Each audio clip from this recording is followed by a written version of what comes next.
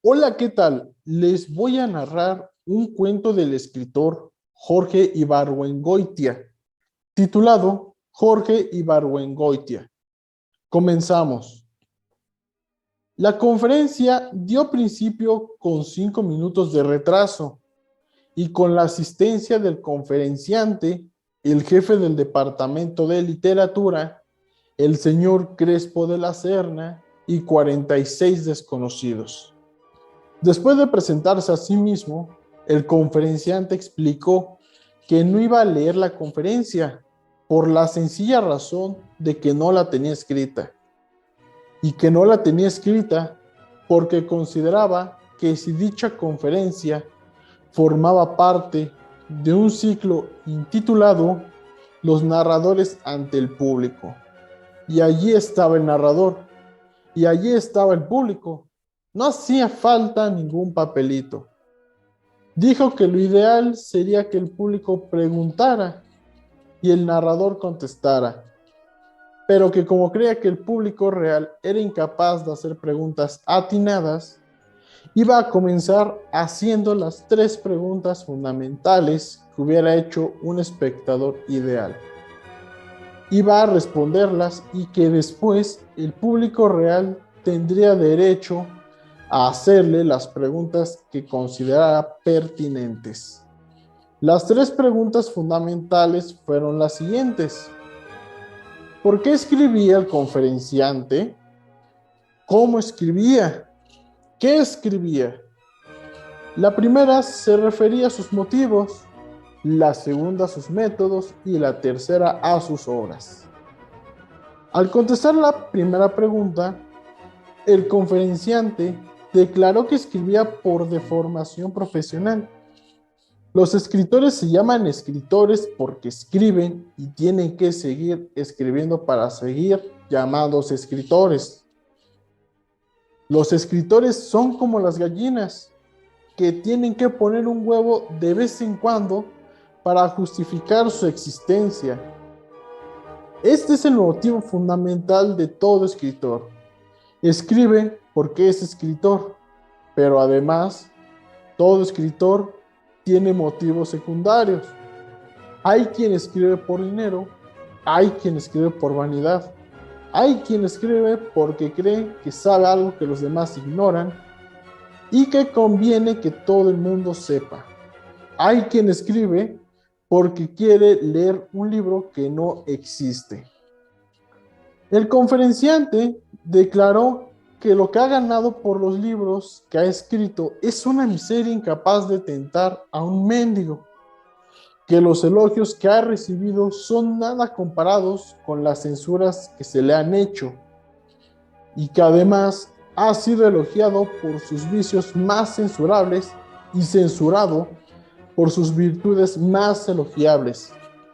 Agregó que no aspira a ser declarado hijo predilecto de su ciudad natal, ni a que fragmentos de sus obras lleguen a formar parte de las lecturas selectas incluidas en el libro de texto gratuito, ni ser miembro de número de la Academia de la Lengua, ni a que una escuela rural lleve su nombre. Con lo anterior, quedan descartados el dinero y la vanidad de sus posibles motivos secundarios. ¿Tiene entonces intención didáctica el conferenciante? Es decir, ¿qué cree que sabe algo que todo el mundo ignora y que conviene que todo el mundo sepa? El conferenciante está convencido de que sabe muchas cosas que la mayoría de las personas ignoran, pero no ve la utilidad ni tiene mayor interés en que lo que él sabe lo sepan también los demás. A continuación, el conferenciante confesó que escribe un libro cada vez que quiere leer un libro de Jorge Ibargüengoitia, que es su escritor predilecto. Al responder a la segunda pregunta que él mismo se había formulado, a saber, ¿cómo escribe? El conferenciante confesó otra deformación profesional que le viene de haber sido dramaturgo antes que narrador. Para ilustrar los efectos de dicha deformación, hizo la descripción siguiente. El señor que está sentado en un sillón leyendo una novela es un personaje muy diferente al señor que está en un teatro viendo una representación. El primero está propenso a abandonar la lectura en cualquier momento y por razones tales como que se aburra del libro, que se quede dormido, que oiga un ruido sospechoso en la azotea, que llegue un visitante inoportuno, que le dé hambre y tenga que ir a la cocina a preparar algo de comer, etc. Es decir, el escritor no sabe en qué condiciones va a ser leído su libro. El lector está en libertad de leerlo de principio a fin o suspendiendo la lectura 200 veces en los momentos más inapropiados. El señor que está en el teatro, en cambio, es un personaje que quiere llegar al final del acto para salir a fumar un cigarrillo y de la obra para ir a su casa a cenar, a beber o a hacer el amor. La diferencia de las circunstancias en que se encuentra el lector y el espectador es la causa que existan novelas de 800 páginas que ningún autor sensato escriba una obra teatral que dure más de 2 horas y media. Por otra parte, el novelista nunca ve el monstruo que su obra está formando en el cerebro del lector, mientras que el dramaturgo tiene que ver, a su pesar, el monstruo que su obra ha formado en el cerebro del director escénico. Si el novelista habla de un bosque de encinos, nunca verá los bosques de fresnos, de enebros, de álamos, que se han formado en los cerebros de sus lectores. El novelista puede repetir varias veces una escena que le parezca interesante, puede establecer un diálogo filosófico que en la vida real duraría varias semanas, puede descubrir minuciosamente un partido de ajedrez o una taza de porcelana.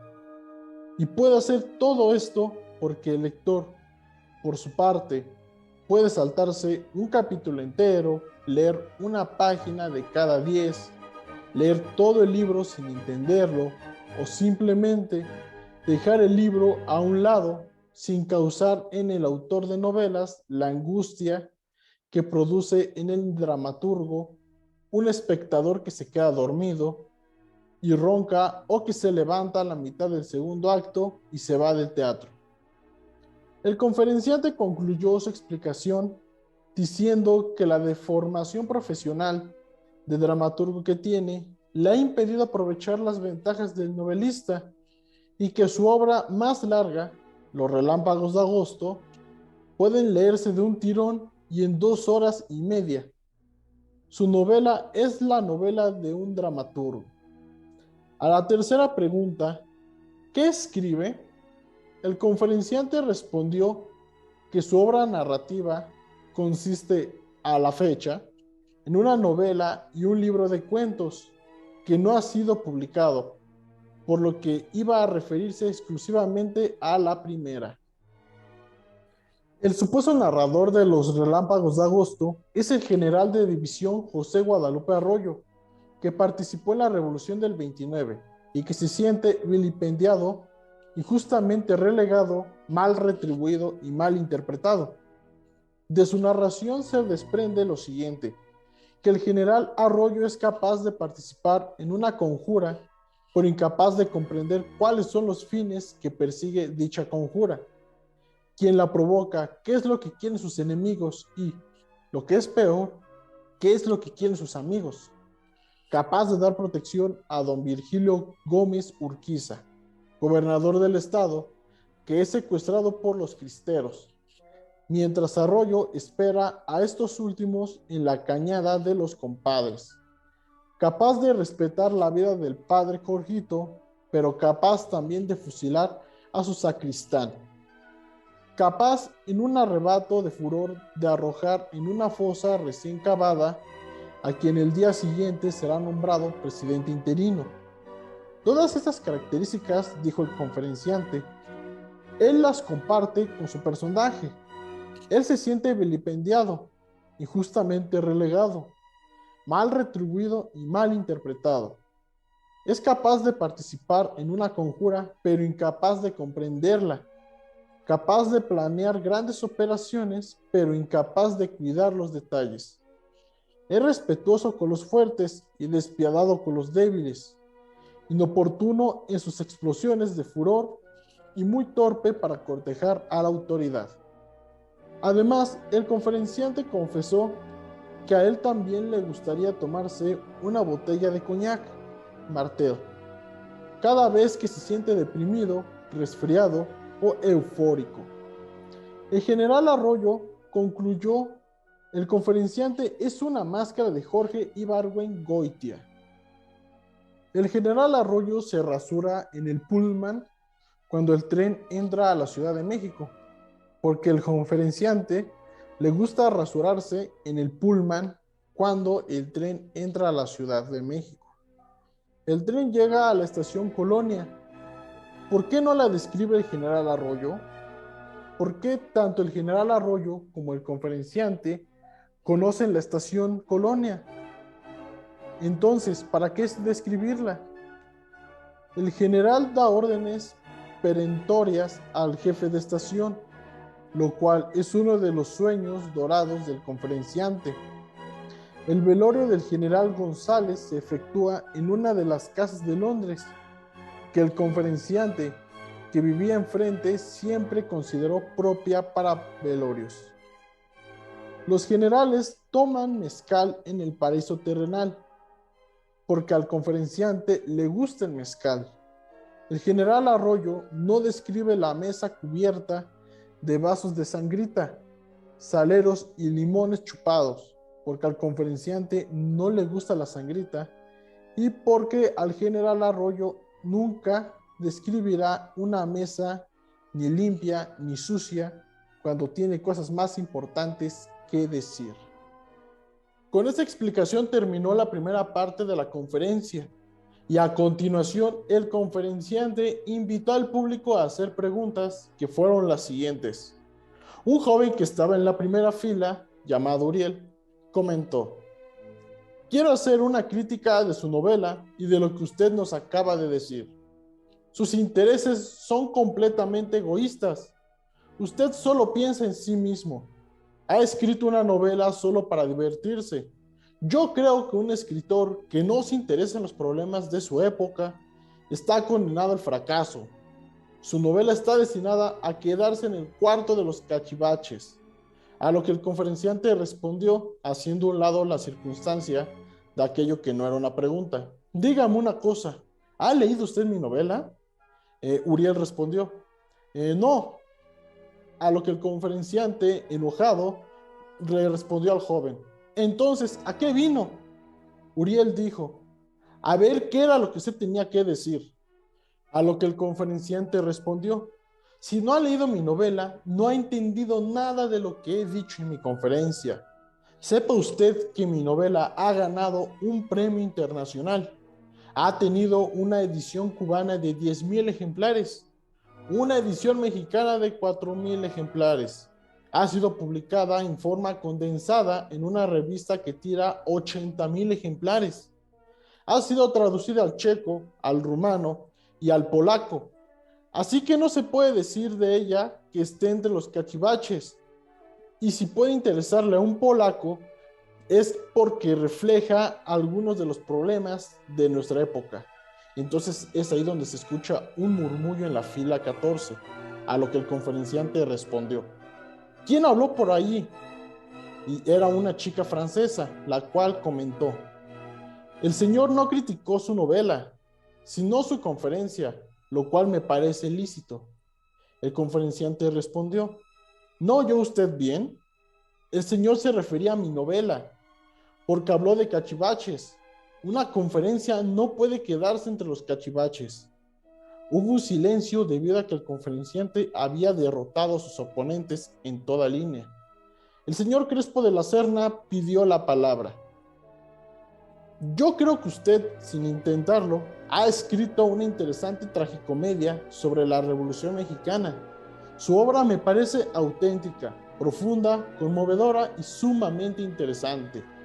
A lo que el conferenciante, en apoyo a su opinión, respondió: le agradezco mucho su elogio y comparto su opinión. Entonces, un señor que se encontraba en la segunda fila, de nombre Juan, comentó: yo, a diferencia de la primera persona que hizo uso de la palabra, sí he leído su novela y sus críticas. Sé que usted es un hombre sarcástico y venenoso. Díganos algo sobre los nuevos movimientos en la literatura mexicana. A lo que el conferenciante respondió: el escritor latinoamericano es, en general, como el dios Jano, que tiene dos caras, con una que está mirando a Europa y a los Estados Unidos en busca de formas de expresión, y con la otra está mirando a la realidad. Nuestro problema es que estamos tratando de expresar una realidad en formas que no necesariamente son las más adecuadas para expresarla. El ejemplo que se me viene más pronto a la cabeza es el del Gazapo, que pudo ser una buena novela y que resultó fallida, porque el autor quiso forzar el material que tenía en una forma que está de moda, pero que no venía a cuento. Entonces el mismo señor Juan preguntó: ¿qué opina usted de Rulfo? El conferenciante respondió enseguida: Rulfo ha escrito dos libros admirables, pero incapaces de formar una escuela. La prueba es que el mismo Rulfo no ha escrito un libro en 10 años. Por otra parte, Rulfo se está refiriendo a una realidad que solo es conocida por analfabetos. Esto produce serias equivocaciones. Una asidua lectora de Rulfo me aseguraba el otro día que México es una sociedad rural. Un joven que se encontraba igual en la octava fila, de nombre Alejandro, preguntó: ¿qué obras tiene en preparación? El conferenciante respondió a su pregunta: una novela que está basada en un reportaje que hice sobre el caso de las Poquianchis. Un señor que se encontraba en la cuarta fila, de nombre José, preguntó también: ¿cuáles son sus escritores de cabecera? ¿Por qué y de qué manera han influido en su obra?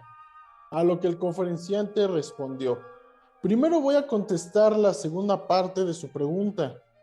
Mis escritores de cabecera son aquellos con los que mejor me identifico, los que me ven el mundo como yo lo veo. ¿Cuáles son? Evelyn Waugh y Céline. ¿De qué manera han influido en mi obra? No lo sé, ni me importa. Esto es cosa que algún estudiante de filosofía y letras descubrirá al hacer su tesis profesional en 1984. Por lo pronto, puedo decirle que si no hubiera leído Black Michif, probablemente no hubiera descubierto que en el material que tenía para escribir Los Relámpagos de Agosto había una novela.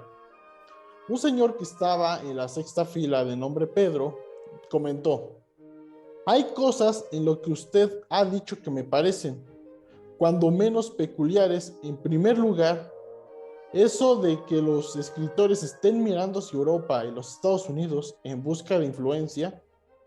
Yo lo leo y releo con gran placer las obras completas de Martín Luis Guzmán, en especial El Águila y la Serpiente. Leo también con mucha frecuencia a Rubén Romero, Francisco Tario y Emma Dudaknov. Tienen páginas deliciosas que reflejan, si bien no una realidad nacional, sí una realidad local. Creo que usted, al hablar de realidad, se refiere solo al DF. Déjeme continuar. ¿Ha dicho usted que cuando escribe no le interesa el público? Yo creo que todo escritor aspira a que su libro sea leído por el mayor número de personas. Aspira a comunicarse. Entonces el conferenciante, en base al comentario de Pedro, respondió: aspira a comunicarse con el papel. Yo creo que con un escritor que tiene puesto un ojo en el papel y otro en el público, está perdido. El querer que el libro se venda es algo que viene a posteriori, cuando ya el libro está escrito, no en el momento de escribirlo.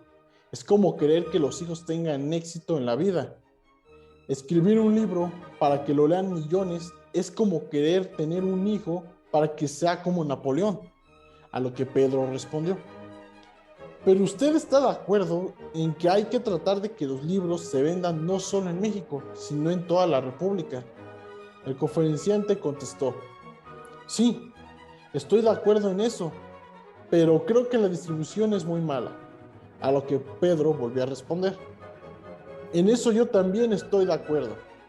Con ese concordato y después de un breve aplauso, se terminó la conferencia a las 9 horas con 5 minutos.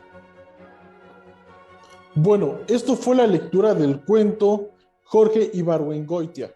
Les presentó y narró Uriel Eduardo Herrera Antonio. Gracias por su atención.